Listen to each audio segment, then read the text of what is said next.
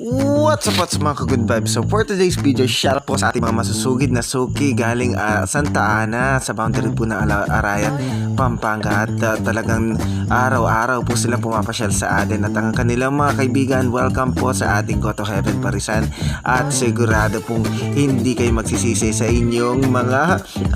desisyon na pagbisita sa ating Parisan at Katuhan dahil sabi nga po ng mga suki natin taga Santa Ana ay sulit na sulit daw po ang 99 pesos, only rice, only sabaw at only goto sa overload po natin sa Paras. At shoutout po kay Kuya Mike na nagbigay ng nag-sponsor ng ating mga gamit, mga chili oil at iba pang kakailangan natin sa operation. At nag-ready na rin po tayo para sa pagdating ni Tirso Romantico nung nakaraan kaso malakas po yung ulan kaya hindi po natuloy, kaya nangingi po kami ng pahumanhin. Baka within the end of this week po daw ay matutuloy na po ang pagbisita ni Tirso Romantico. At habang naghihintay nga po tayo ng